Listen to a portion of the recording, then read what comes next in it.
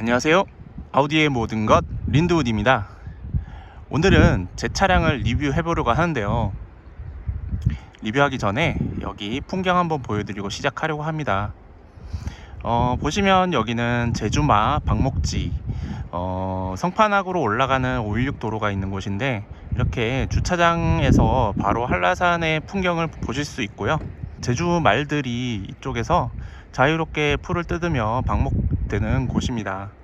그래서 보시면은 이렇게 전망대도 있고요. 여기서 제주도 말들을 자유롭게 구경하실 수 있는 곳입니다. 오늘 날씨도 좋고 리뷰하기 딱 좋은 날씨예요. 자, 리뷰하기 전에 제 차량 잠깐 먼저 보여드릴게요.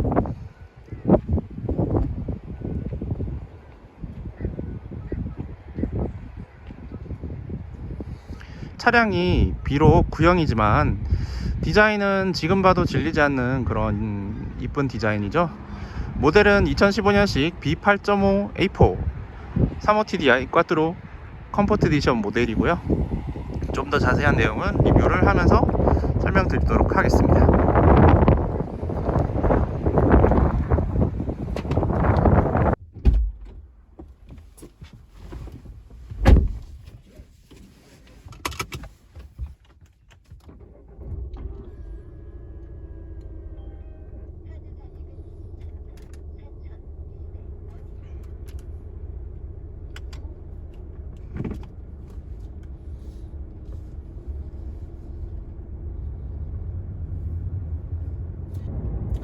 네, 이제 본격적으로 리뷰를 한번 해보도록 하겠습니다. 이 차량은 2015년식 아우디 A4 35TDI 쿼트로 컴포트 에디션 차량이고요. 컴포트 에디션이라는 차량이 좀 생소하실 수도 있는데, 2014년식 아우디 A4 2.0 TDI 35TDI 쿼트로 다이나믹 모델을 베이스로 해서 몇 가지 옵션을 더 붙인 스페셜 모델입니다. 한정판으로 출시가 되었고요. 그때 당시에 아마 제 기억으로는 500대 한정으로 판매되었던 걸로 기억을 하고 있습니다. 이 차량의 옵션들이 상당히 쏠쏠한 옵션이 많았는데요. A4 차량에는 희귀한 옵션인 통풍 시트도 지금 들어가 있고요. 그 다음에 가죽도 다크브라운 계열의 상당히 고급스러운 가죽이 적용되어 있습니다. 외관은 기본적으로 2.0 TDI 일반 모델 외관이지만 S라인 디자인이 아니지만, 휠은 디자인이 멋진 휠이 장착되어 있어요. 18인치 휠인데 아마 제 기억으로는 A7에 들어가는 디자인과 유사한 디자인의 휠이 들어간 걸로 알고 있습니다. 휠 디자인을 다시 한번 이따가 보여드리겠지만 디자인이 꽤 이쁘거든요. 어쨌든 이 차량을 구입할 당시에 아마 신차 가격은 5,200 정도 했던 걸로 기억합니다. 그리고 이 차량이 2015년식으로 이제 출시가 되었고, 제가 이 차량을 사실은 구매를 하고 싶었던 거는 꽤 오래됐어요. 이 차량의 13년식 쿼트로 다이나믹 모델을 제가 2014년에 잠깐 하루 정도 이제 렌트를 했었는데, 그때 독일차를 처음 타봤거든요. 근데 그 너무나 안정적인 주행 질감과 주행 성능에 너무 반해버려서 아우디 A4에 대한 너무 좋은 기억이 있었습니다. 그래서 그때 당시에는 2014년식 쉐보레 말리부 2.0 가솔린을 막 신차로 구매한 지 얼마 안 되었었던 때였거든요. 그래서 신차로 말리부를 샀는데 바로 기변을 하기가 좀 그래서 그때는 사실 아우디 A4를 포기를 했었어요. 그러다가 이제 2021년 코로나가 한창 터지고 나서 제가 이 차량을 이제 저희 배우자 와이프한테 허락을 받고 드디어 중고로 구매를 하게 됩니다. 어떻게 보면은 이 차량은 저한테는 이 독일차에 좋은 인상을 심어준 그런 차라고 볼 수 있어요. 왜 아우디 신차를 안 사고 중고차를 샀냐라고 물어보신다면, 저는 아우디가 갖고 싶었던 게 아니고 이 A4 B8.5 A4가 갖고 싶었던 겁니다. 그래서 이 B8.A4에 대한 너무나 좋았던 기억을 다시 한번 되살려서 이 차를 소유하고 싶다, 이 차를 가지고 싶다라는 마음이 커서 이 차를 세컨카로 구입을 하게 되었고요. 중고로 이제 구입을 하고 원래 타던 쉐보레 말리부는 이제 와이프한테 이제 와이프의 범퍼카용으로 지금 사용을 하고 있습니다. 쉐보레 말리부가 2014년에 샀으니까 벌써 9년 됐네요. 그 차량도 참 좋은 차량인데 독일차가 주는 이 기본적인 성능, 기본기, 어떤 주행 성능, 그런 것들을 비교를 해보면 프리미엄 브랜드는 괜히 프리미엄이 아니다라는 생각을 많이 하게 합니다. 정말 처음 아우디 A4를 탔을 때의 충격은 지금도 잊을 수가 없어요. 고속도로에서 그 말도 안 되는 주행 안정감, 그리고 노면에 쫙 붙어가는 그 느낌, 그리고 2.0 TDI 디젤 엔진의 넉넉한 토크감, 에스트로닉 변속기의 빠릿빠릿한 변속, 정말 저한테는 충격과도 같은 느낌이었거든요. 물론 그때 당시에 제가 원래 타던 차량이 쉐보레 말리부였기 때문에 더 그렇게 체감이 되었던 것 같기도 해요. 이제 본격적으로 이 차량에 대해서 리뷰를 시작할 텐데요. 이 차량은 2015년식 아우디 A4 3호 TDI. 3호 TDI, 3호라는 표시는 중력가속도를 공식에 대입을 해서 표시된 그 아우디만의 표기예요. 성능 표시인데 사실 2.0 터보 엔진이라고 해도 세팅을 어떻게 하느냐에 따라서 성능이 천차만별이거든요. 그러다 보니까 똑같은 2.0 터보 엔진이지만 3호 TDI, 40 TDI, 45 TFSI, 50 TDI 이렇게 계속 숫자가 달라집니다. 그래서 이 앞에 있는 숫자가 높을수록 제로백이 빠르다고 보시면 돼요. 쉽게 말씀드려서 제로백이 빠르고 가속 성능이 좋습니다. 차량 등급이 당연히 올라가겠죠. 기통수도 올라가겠고요. 그래서 이 차량은 35 TDI 쿼트로 차량이고 2.0 TDI 디젤 엔진이 적용되어 있습니다. 그리고 그 유명한 디젤 엔진인 폭스바겐의 디젤 게이트의 원흉이 되었던 바로 그 엔진 EA189 엔진이 장착되어 있습니다. 물론 당연히 리콜은 받은 상태고요. 리콜을 받았기 때문에 치팅 프로그램은 사라진 상태고 치팅이 동작을 안 하겠죠. 뭐 치팅이 없어졌기 때문에 환경 자체에는 이제 문제가 없겠지만 대신에 EGR 쿨러 쪽에 약간의 부담이 더 증가가 되고, 그 다음에 DPF 재생 주기가 좀 더 짧아지고 출력이 조금 감소되고 그런 부정적인 부분이 있습니다. 대신에 그때 당시에 이제 아마 이 차량을 소유하셨던 분들께 아우디와 폭스바겐이 100만원짜리 바우처를 제공했던 걸로 제가 기억을 해요. 그래서 이 차량 전 차주분이 그 바우처로 브레이크 디스크와 브레이크 패드 패키지를 구입하셔서 제가 이 차량을 구매했을 당시에는 브레이크가 아주 새 거였습니다. 굉장히 컨디션이 좋은 브레이크 상태였고요. 어쨌든 이 차량의 엔진은 2.0 TDI 엔진이 들어가 있고 출력은 177마력 그리고 최대 토크 38.8 토크를 가지고 있습니다. 그때 당시에는 꽤 준수했던 엔진이었던 걸로 기억을 하고 있습니다. 실제로 이 차량이 공차 중량은 좀 무거운 편이거든요. 1700kg 정도 되는데 공차 중량 대비 실제 체감 가속력은 꽤 좋습니다. 그래서 이 차량의 어떤 그 가속력을 보면은 이 듀얼 클러치 변속기가 들어 있거든요. 그래서 좀 이따가 설명을 드릴 텐데 엔진과 변속기의 궁합이 굉장히 딱 들어맞아서 이 가속력 자체는 굉장히 준수한 가속력을 보여주고 있다라고 말씀드릴 수 있겠고요.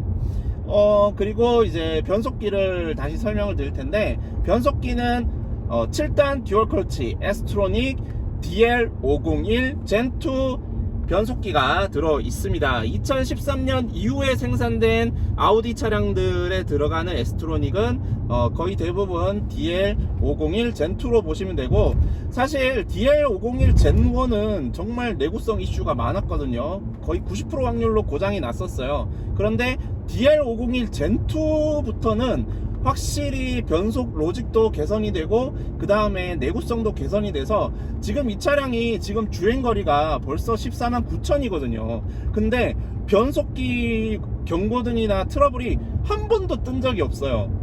제가 뭐 변속기를 살살 다루냐 그것도 아닙니다. 취미생활로 이 차량으로 서킷도 다니거든요. 그런데 이 차량의 변속기에 트러블이 없다는 거는 사실상 DL501 젠2 변속기의 내구성은 어느 정도 검증이 됐다라고 볼 수 있습니다.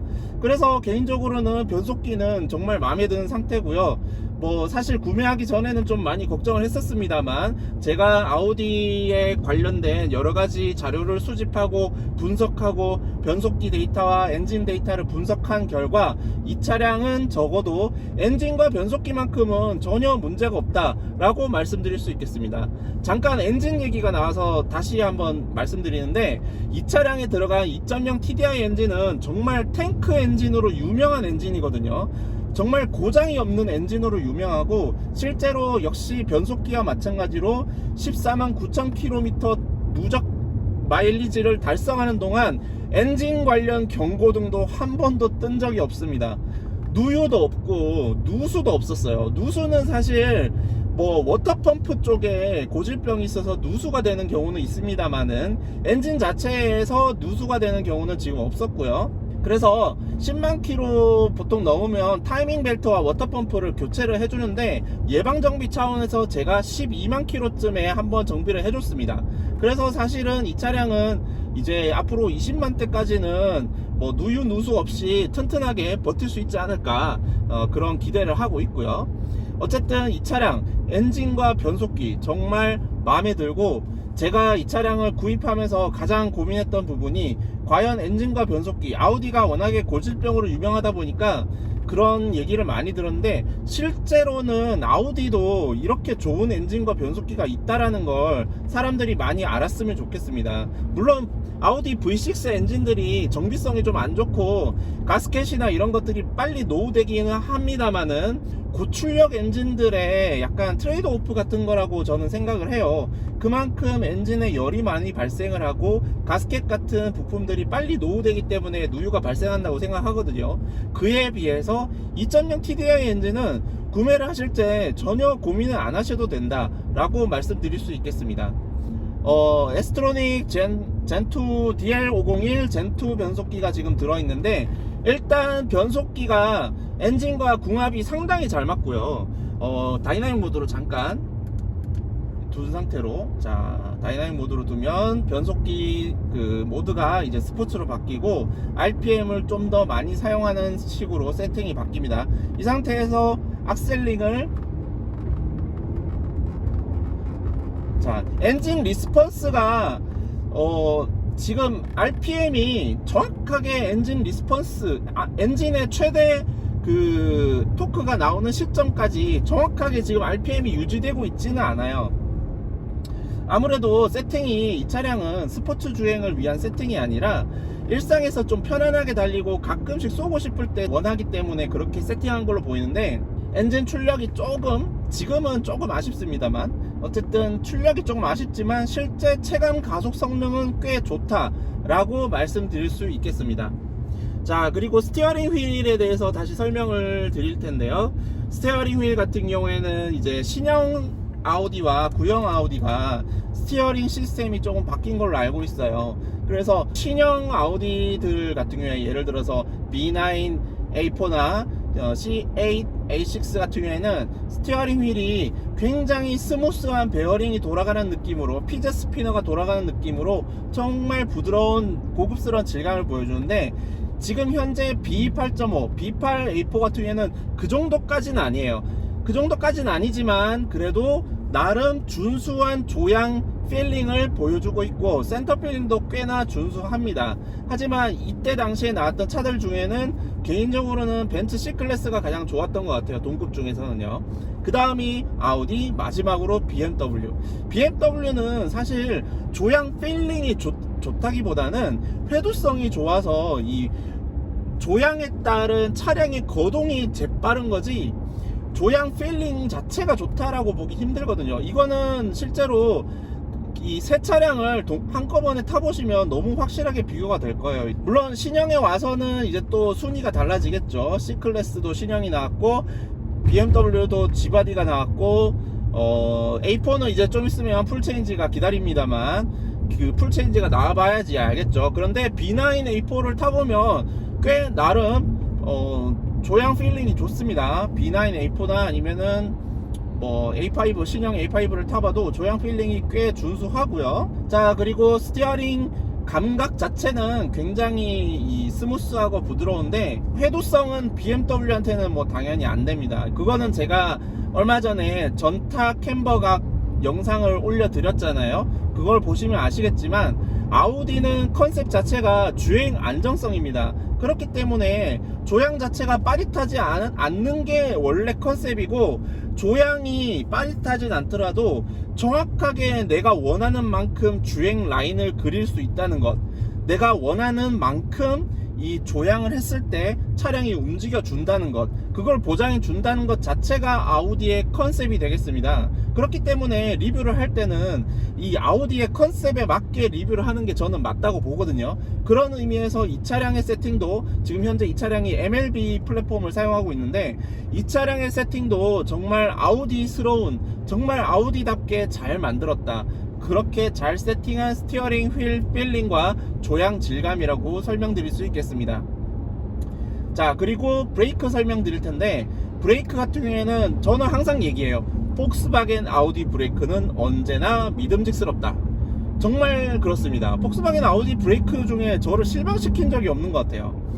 개인적으로는 가장 제가 이 차량에 마음이 들었던 시스템 중에 하나가 브레이크 시스템이고요. 브레이킹 담력 자체도 굉장히 리니어하면서 실제로 내가 원하는 만큼 정확하게 서주는 그런 브레이크 제동 성능, 그리고 고속 주행 시에도 급제동을 할 일이 있잖아요. 그런데 그때도 정확하게 내가 원하는 위치에 서주는 그런 성능을 갖추고 있기 때문에 이 차량 출력 대비 브레이크 성능은 정말 알맞거나 혹은 오히려 출력보다 브레이크 성능이 더 좋지 않나 라는 생각을 가끔 합니다. 이 차량 지금 저는 이제 순정 브레이크 패드 사용하고 있는데, 순정 브레이크 패드 성능이 꽤 준수합니다. 그래서 저는 굉장히 마음에 들고요. 그리고 이제 마지막으로 승차감, 서스펜션을 또 말씀을 드려야 될 텐데, 승차감은 지금 이 차량 같은 경우에는 스포츠 서스펜션이 들어가 있진 않거든요. 당연히 가변 댐핑도 아닙니다. 가변 댐핑도, 전자식 가변 댐핑도 아니고 스포츠 서스펜션도 아닌데, 그런 것 치고는 기본적인 스틸 스프링 서스펜션 그리고 쇼크 업서버가 들어가 있음에도 꽤나 부드러우면서 적당히 단단한, 그리고 노면을 쫀쫀하게 잡아주는 그런 아주 좋은 세팅이 들어가 있어서 저는 개인적으로 굉장히 만족스러운 서스펜션 세팅입니다. 일상에서 지금 이 차량 지금 썸머 타이어 끼고 있거든요. 미쉐린 PS 스포트 끼고 있는데, 썸머 타이어에다가 지금 꽤 마일리지가 돼서 지금 미쉐린 PS4를 한 15,000km 탔어요. 그래서 이 트레드가 되게 낮아졌음에도 지금 꽤 준수한 승차감을 보여주고 있거든요. 물론 노면의 정보를 꽤 주기는 해요. 막 제네시스나 아니면은 뭐 에어소스 들어간 차량들처럼 막 이렇게 노면에 올라오는 충격들을 다 걸러버리는 그런 차량, 그런 건 아니지만 노면의 정보를 불쾌하지 않게 전달해 준다는 점에서 저는 이 차량의 서스펜션 굉장히 높은 점수를 주고 싶다고 말씀드릴 수 있겠습니다. 이 차량을 가지고 제가 서킷을 타잖아요. 그런 걸 봤을 때 이 차량이 가지고 있는 기본적인 포텐셜은 꽤 높거든요. 그만큼 이 차량, 그리고 MLB 플랫폼 자체가 굉장히 잘 만든 시스템이 아닌가, 차량이 아닌가, 저는 그런 생각이 들고요. 그래서 이 차량을 타면서 현재까지는 지금 2년 동안 타면서 신뢰감도 있고 성능에 대한 만족감도 있습니다. 뭐 언제까지 탈지 모르겠지만 앞으로도 계속 타고 싶은, 현재까지는 만족도가 120%인 그런 차량이 되겠습니다. 기본적인 주행 감성이나 성능은 꽤 만족스럽고요. 뭐 아쉬운 부분, 단점들은 제가 이따가 2부에 설명을 드리겠습니다. 그리고 이 차량을 2년 동안 운행하면서 이제 들었던 비용들, 어떤 수리를 했고 어떤 정비를 했는지를 2부에서 설명드리겠습니다. 봐주셔서 감사합니다.